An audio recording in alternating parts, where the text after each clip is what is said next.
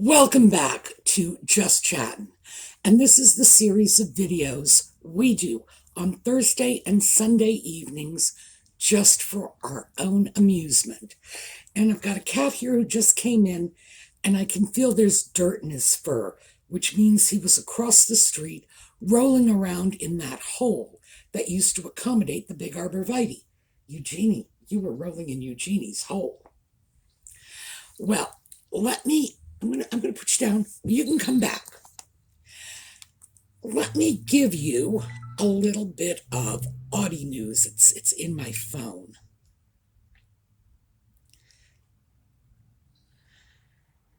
Where are we? Coming. Okay. The contractor sent me a text. I'm sorry to bother you. Is there any way you can tell me how I can find videos of that cat? Or can you send me pictures of that cat? No one believes me. Let me see. Can you see that? I don't think you can see it, but yes. That was the text he sent. Apparently, he was telling people about his adventures with Audie. And of course, they don't believe it. So what I'm going to do is I'm going to give him a link to this video so that all of his friends will know, yes, the cat tried to nest in his beard. Yes, the cat jumped all over his back, beat him in the head with the little cat paws to make him turn on the bathroom faucet.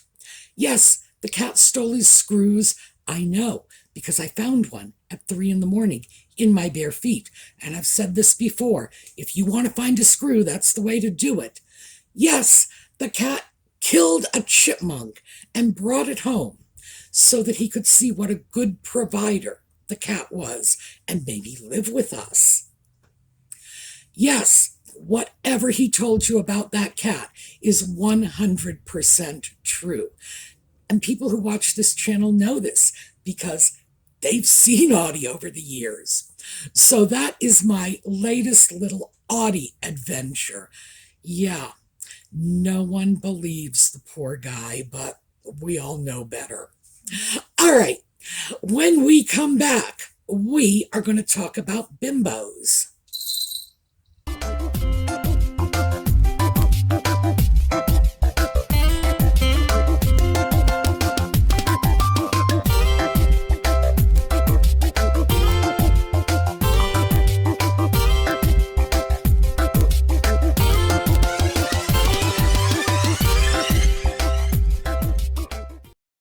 I know. Is okay. Whichever way you want to go. Okay. Yes. All right, fine. Okay, so we're right here. We are half in my lap, but as long as that makes you happy. So Nutmeg's latest installment of Archetypes dealt with bimbos. We had to know this was coming. I don't know about the rest of you, but having already determined that Archetypes is nothing but her efforts to deal with things she feels are insulting that have been applied to her personally, and she needs to set the record straight about how awful this is. So she brought on Paris Hilton. Well, 2 points for that. Thank you for finally getting around to including representation of 1/6 of the world's population. Yay! Although, frankly, what can I say? Paris Hilton is not the one I would have gone for. So she chats with Paris Hilton, and Paris Hilton has embraced her image as a bimbo. And with good reason, because it was bankable. She piloted that into a successful brand. Because she actually has a brand. She has an identity. It's not just like Nutmeg jumping on every bandwagon in town. No, Paris Hilton for good or ill, has an identity that the public understands and can respond to, or not, if they choose. Nutmeg, meanwhile, was very, very careful to point out on many occasions that she's smart, that she's not really a bimbo, and being on Deal or No Deal didn't make her feel smart. I know. You got to wonder about this, because we're dealing with a person who is allegedly an actress, went to college for it. Well, you know my theory on that. She never cared about acting. She simply wanted to be a celebrity, and this looked like the easy way. Apparently, it never occurred to her that an acting role is not designed to make the actor feel good about themselves. Just the opposite. The actor is supposed to embrace the role, bring the role to life, and make the audience feel good about themselves. That's what an actor does. Your compensation for acting, in addition to the fame and the paparazzi and all the rest of the stuff Nutmeg covets, is the paycheck. This is not a job where they say, and you will be paid X number of thousands of dollars, plus we are going to stroke your ego and soothe your insecurities. Really? Is that what she expected? So, let's take a slightly closer look at Deal or No Deal. And we've done this before, but hey. All right, so Nutmeg's role, if you will, in Deal or No Deal was briefcase model. That's all. She wasn't even supposed to be there as an actress, just as a model. And her Wikipedia page did, in fact, list her as a model before she got Sunshine Sachs in to clean it all up and list her as an actress slash activist. No, originally she was actress slash model. So, you gotta know that with a role like this, spokesmodel, briefcase girl, the production company is going to be a good deal more interested in your bra size than your IQ. I guess she didn't get that memo. Now, Deal or No Deal had been on for a year. She entered in the second season.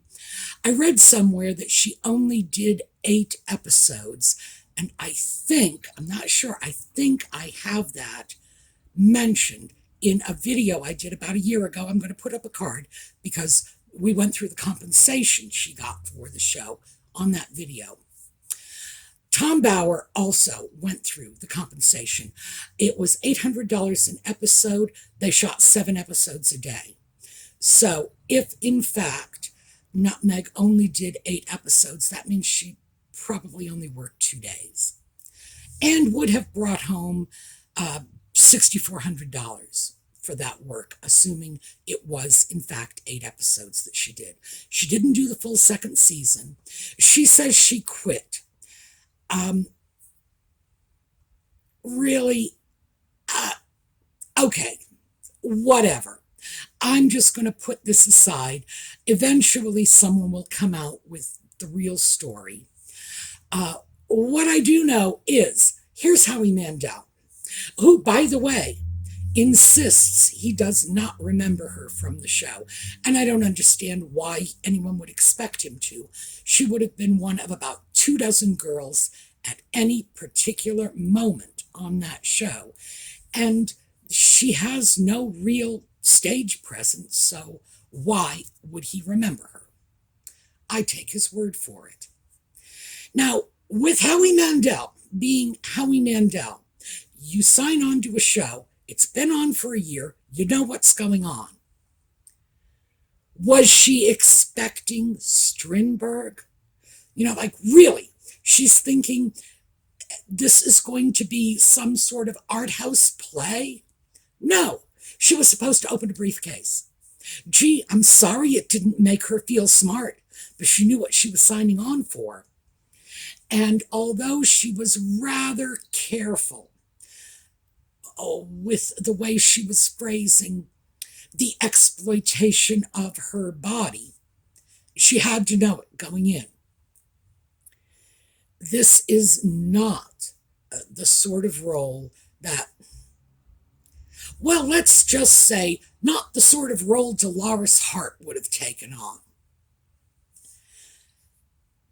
Nutmeg knew the drill going in. The show had been on for a year. She was clear about what her job was going to be. She was well compensated for it.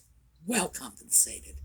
Because we're talking about, 7 shows a day, $800 a show, $5,600 for a day's work. There's the compensation. No, it's not ego stroke. It's not somebody making you feel smart. Nobody's giving you an honorary degree at the end of the day. No, come on. Nevertheless, she believes that this was exploitation of her body. Well, my question is, who did the exploiting? Did they go to her and say, we must have you on our show? No. She went to them. She sent in her shots, her photographs, and her demo tapes and whatever, and said, will you consider me? And then they would have interviewed her as an audition, and they would have looked her over, and they would have said yay or nay. This was not someone going to her house and dropping a pillowcase over her head and shoving her in the back of a van and forcing her to do this. No. The exploitation of her body was her idea. And you notice the elephant in the room. Let's get that picture back of her on Deal or No Deal. The elephant in the room, and you're going to see this in some of the other pictures I'm going to show you, is the very obvious breast enhancement surgery. And as I say, you will see this in other photos. Who was responsible for that? And if that is not the exploitation of one's body, I really don't know what is. And then, of course, in this podcast, she made quite a point of saying, and you go to these stations where you get eyelashes and hair extensions and padded bras and tan vouchers. Like, wow. So it wasn't even really her. This was just a whole bunch of absurd enhancements. I don't know. Personally, I'm not sure I would have been too keen to admit something like that. Be that as it may. Was that a bimbo role? Abso-freaking-lutely. Is that a bad thing? Well, unlike Nutmeg, I have spent pretty much my entire life as a blonde. I say pretty much because when I got tired of that whole dumb blonde thing, I began dyeing my hair. I looked terrible as a brunette, so I gave it up pretty quickly. But yeah, lifelong blonde here. One of these days I'll dig out a baby picture. You can see that I was blonde when I was a toddler. It's not damaging because it's not personal. It's not. And let me just show you some dumb blondes, some bimbos. And these are among the biggest bimbos of Hollywood. So why don't we start with Marilyn Monroe? She's probably the most famous actress, like, ever. Marilyn Monroe made her career as the blonde bombshell, the blonde bimbo, the ditz, the airhead, whatever. It was her performance as Lorelei Lee in Gentlemen Prefer Blondes that really cemented that image. Keeping in mind that anybody who ever read Gentlemen Prefer Blondes, or what was the other one? A Girl Like I believe, was the second book. Anita Luce was actually crafting a character who was smart, but taken as a dumb blonde. So, um, we need to keep that in mind, that this is an image that has been around for a long time, and most reasonably intelligent people see it for what it is. Marilyn Monroe was unhappy with her image as a dumb blonde, and mostly because she wanted to be taken seriously as an actress. She was aware of the fact that most of her career was based on her looks, and she was willing to put the effort in. She was taking classes, always trying to become better as an actress, not simply so she would be taken seriously, but so she would be worthy of being taken seriously. That's the difference between her and Nutmeg. Next up, Jane Mansfield. Boy, she just ran with that bimbo image. She made her whole career on it. Like Marilyn Monroe, Jane Mansfield died young. Monroe was 36, Mansfield was 34. Died young. Why was Jane Mansfield not troubled by that image? Well, in part because she sought it out. She intentionally crafted that image. Why? Because she had an IQ that was allegedly 149, which is Mensa with room to spare. See, the thing is, intelligent people really don't feel the need to tell everybody how smart they are. They can go with the flow. Why not? The minute you sit down and listen to them, when they open their mouths, you realize they have something to say. I guess Nutmeg can't do that. Jane Mansfield reveled in it. Here, my favorite of the blonde bombshells of the 1950s was Judy Holliday. Again, died young. I believe Holliday was 43. Incredibly talented woman, an Oscar winner. She had honed her craft on Broadway, so she was a singer, a dancer, an actress. She was just all of it in one package. It's unfortunate she died young. She probably could have had a phenomenal career. Judy Holliday really excelled at the ditzy blonde because she was such a good actress. Of the three, Holliday was far and away the best actress. She could convey all of the layers of that airhead ditz with a single look. All three of them profited heavily from the dumb blonde image. Oh, here, let me throw out one more just because. Remember Gracie Allen from Burns and Allen? Good night, Gracie. Another dumb blonde. The fact is, this is not a harmful stereotype. A great many enormously talented women have done very, very well with this. Why? Because it's a Hollywood trope. It's what's out there. They can have fun with it. Most of these actresses, if they did not self-define as comedians, they were known for playing comedy roles. And let's face it, it's a comedy part, the dumb blonde. So let's pull away from that, because we're not really talking about that when we look at archetypes. What we're talking about is Nutmeg being upset that she was portrayed as an airhead. Now, she did this voluntarily. She allowed herself to do this. She sought that role. Still, somebody must be to blame. But let's take a look at what she did after she left Deal or No Deal. Let's see, this one, 90210. I think the picture is self-explanatory.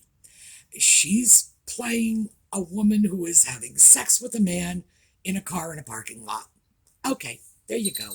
No bimbo there. Very quickly, bimbo cuts both ways. The actor she is with in that picture, his name is Dustin Milligan. Serious piece of man meat. Here, picture. And one of his, I would say, best roles was as a male bimbo. This is perfect. This is just so me. I don't know why I shot you. It cuts both ways. This is not simply a designation that is dumped on women. There are a lot of men out there who have made their mark in Hollywood by playing the big dumb jock. So, what did Nutmeg do after Deal or No Deal? Let's just get back on track. A bunch of forgettable movies. This one where she is undressing a man, or this one where she is, I don't know what she is doing to herself, is doing something to her tatas. Or how about this one? I believe this is CSI New York, where she is housekeeping in lingerie. All right. This is Knight Rider, where she is cage fighting in a bra. Are you seeing a pattern here? This is what she does because this is all she is capable of doing as an actress. She's no Judy Holliday. There's no Oscar award in her future. The woman is nothing but an empty package. And Hollywood hires her for the package. So that's what they're going to show off. I'm not even sure where this notion that she should be portraying smart characters comes from.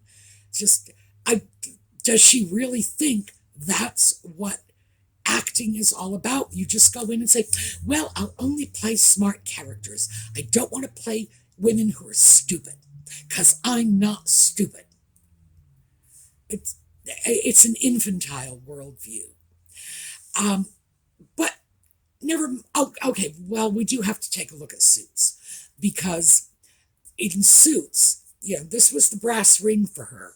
She got a chance to play Rachel Zane, who is a woman who's not an idiot. Well, I don't know. It depends. You were dealing with a television show about lawyers who are continually breaking the law. And I mean breaking the law. Everybody in that firm should have been disbarred. Most of them should have gone to jail. Assuming that anyone in the real world did what they did, that's what would happen.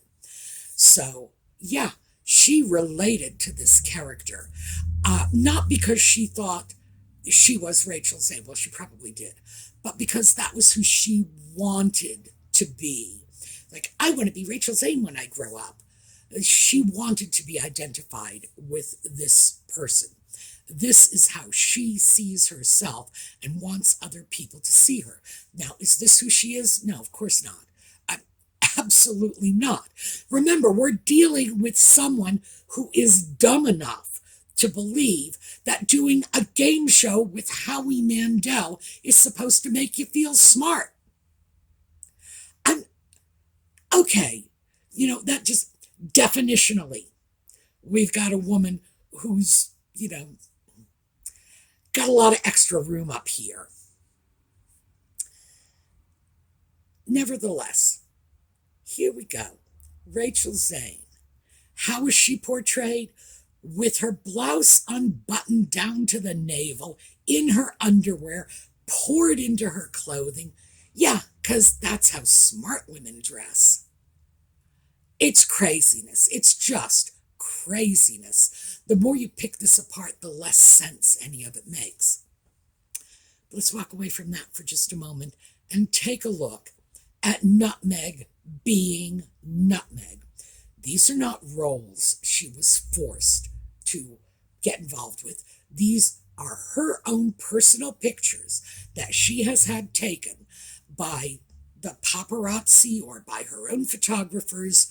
These are her publicity shots.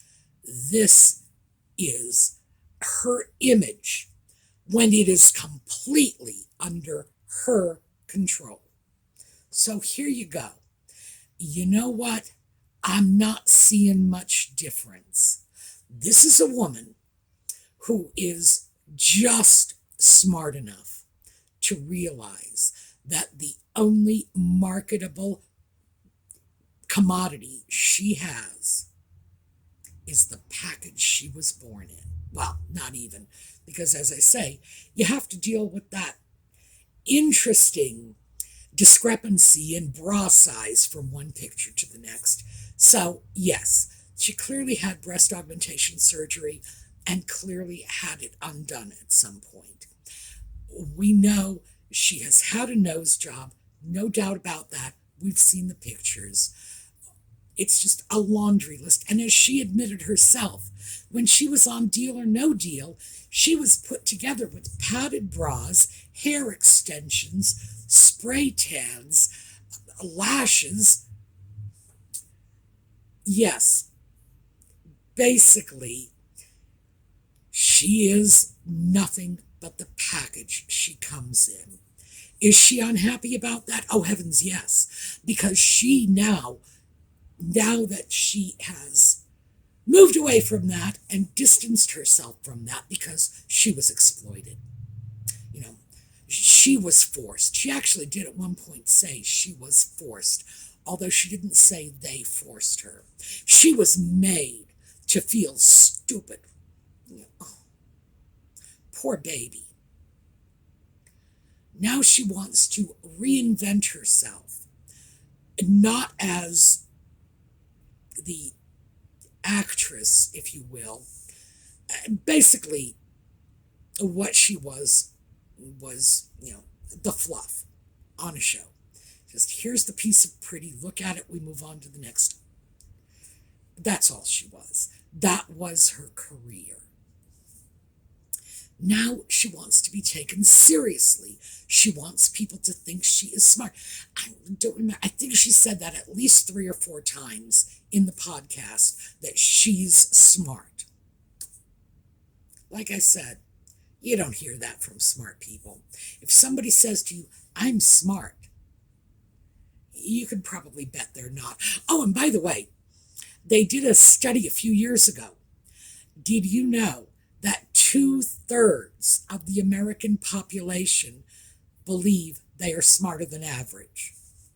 Well, clearly this means that there's a big chunk of people who don't even understand the basic math behind this. But yeah, 2/3 of the population believe they are smarter than average. No one thinks they're stupid. I mean, I have known some seriously dumb people, and they will still tell you that they are very smart. People don't know. They just don't know. When you find smart people, you can usually tell, because those are the ones who pull back and say, hey, never think you're the smartest person in the room. Don't, because you're not. There's always someone out there who's smarter than you are, and the minute you think you know it all, oh, somebody's more than happy to come along and disabuse you of that notion, because that's how smart works. Jeez. So, that's my take on bimbos. Ultimately, that entire Archie type episode did nothing except prove to me she really is a dumb bunny. She really is whatever it is we saw on Deal or No Deal. Just some empty-headed woman poured into a dress. It's like she couldn't have done a better job of proving what a bimbo she is if she had set out to do that and that was her goal. So, that's what I have for you today. I will see you over the weekend on the Thrifting and Project videos, and we will get back together on Sunday evening with more of Just Chattin'.